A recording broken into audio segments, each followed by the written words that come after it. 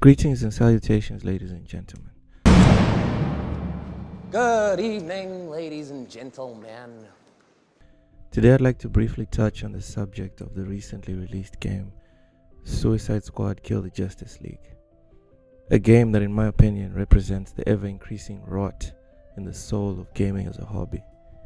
I say hobby even though I'm aware that it has morphed into an industry. Why? Because almost every hobbyist activity that has ever successfully transcended into the mainstream has benefited in terms of production while falling apart in terms of quality for the end user. But that's a subject for another day. Today is all about the desecration of our hobby and our heroes. I'm not going to bury the lead. This game, if we can even call it that, can be described as the mirror opposite of Pal World. They both don't have much in terms of original concepts between them. Pal World has the look of Pokemon and the loop of Ark Survival Evolved, while Suicide Squad has the look of a downgraded Fortnite and the loop is a downgraded Fortnite. I mean, look at what they did to Harley Quinn from the Arkham Knight.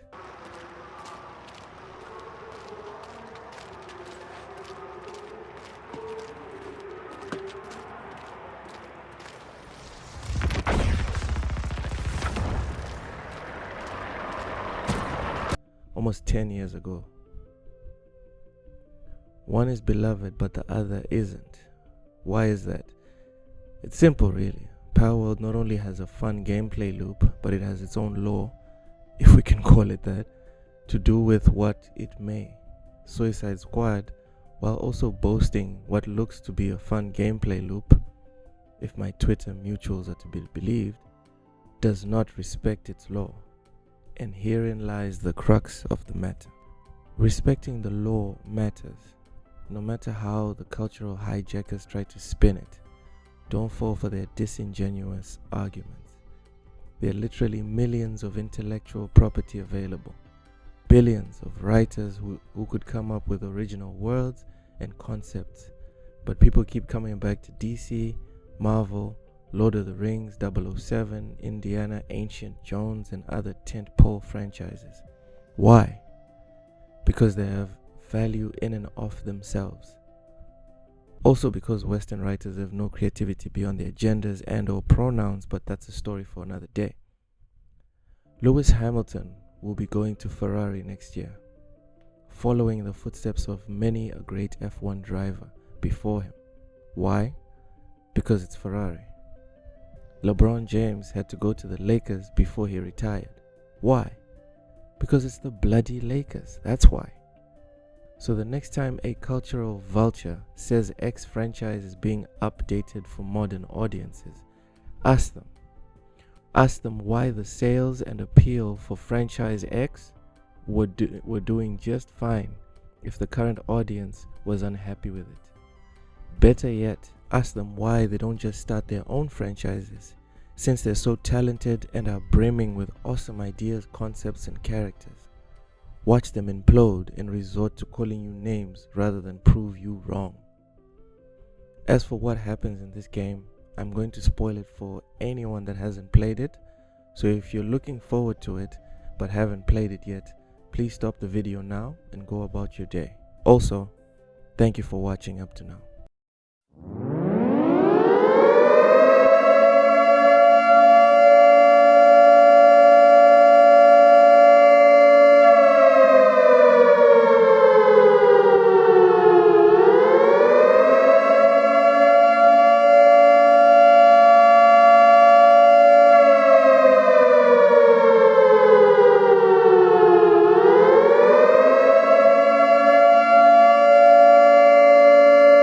And with that out of the way, I want to say that I feel strongly about spoiling stories in games for people.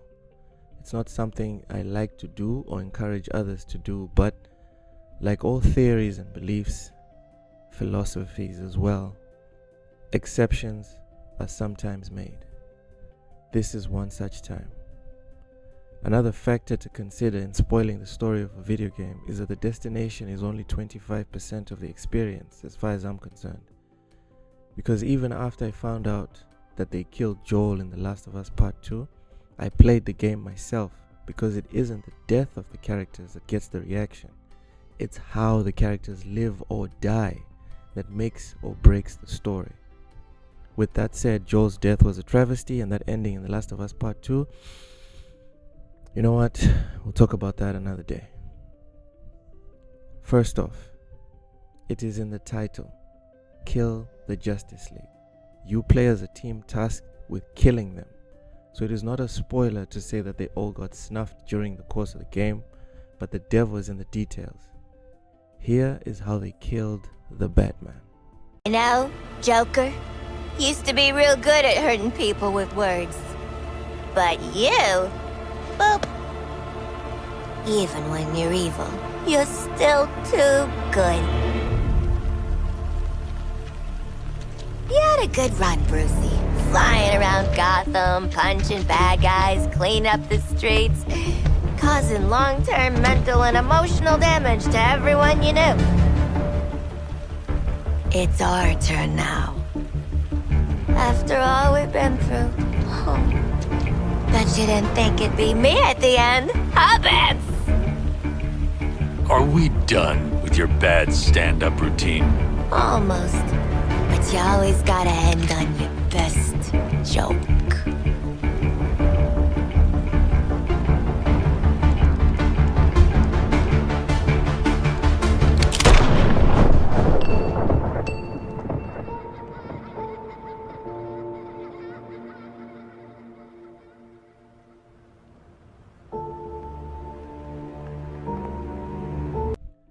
How pathetic was that for the peak of humanity in the DC comics?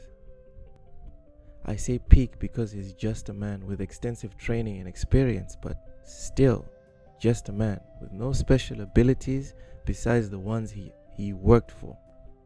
And yet, in his storied career, he stood amongst, against, and many times even above, essentially gods. Batman beat Superman twice.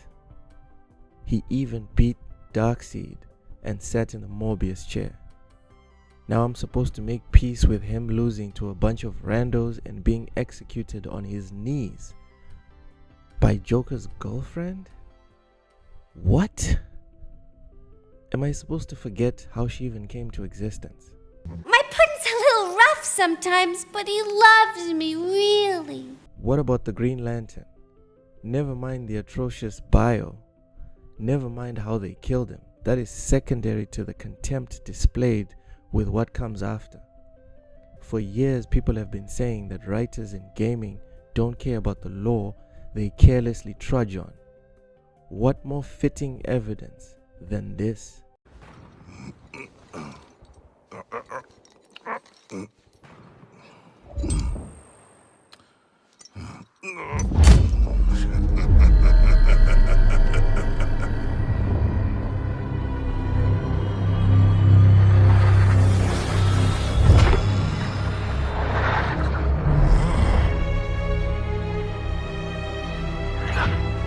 Way to maximize that potential, Sharky!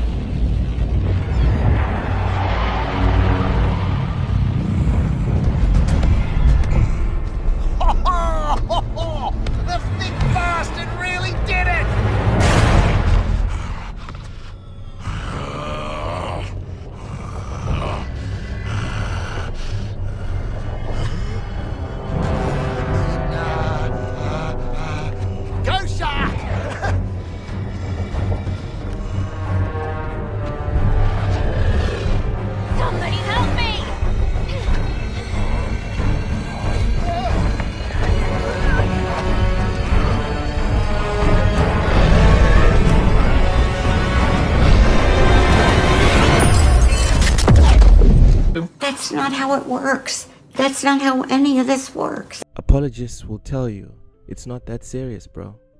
And just have fun with it, bro. If it wasn't so serious, you wouldn't be putting so much effort into hijacking it. If it wasn't fun, you wouldn't have come here in the first place. Y'all only came here because nerd culture was fun and became profitable, not because you yourselves liked what we were and did. Otherwise, you would not feel the need to change anything within the fandom. The only reason we need to change is because you never have been, are not currently, and never will be one of us. This atrocity with the Green Lantern ring is just one in a long line of self-exposing decisions that have been and will continue to occur, because you can only pretend to care about something for so long. One way or another, you will get got. There are just so many levels of suckage to be observed here. First, the ring chooses you, not the other way around. Second, having King Shark recite the Green Lantern mantra brings up so many questions, like where and when did he first hear a Green Lantern recite the sacred oath? Mind you, it is not a battle cry. Third, once the ring is on, removing it is not a question of, hey, would y'all mind pulling this thing off real quick? When Season 1 launches this March, you'll be able to unlock a new playable character for your squad, the Joker.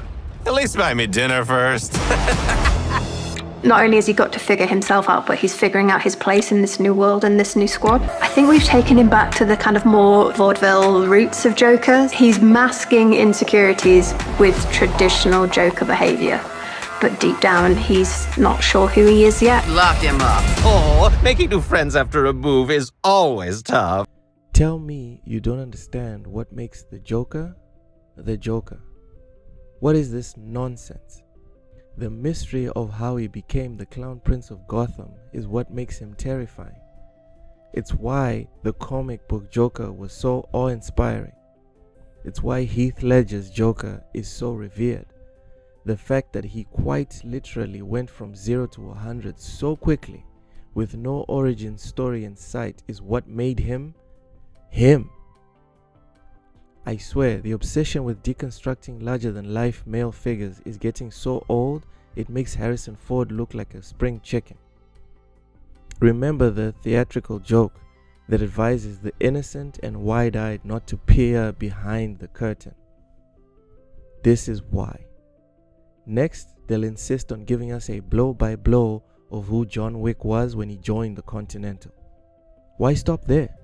They'll probably start at the very beginning in Belarus. That way we can stretch it out to 8 or 9 seasons for content's sake. Some of these posts related to the game have been hilarious. Bro, if this ratio doesn't tell you that the hate isn't forced, I don't know what to tell you. Also, calling people broke for respecting their time and money is exactly why a lot of people stay broke.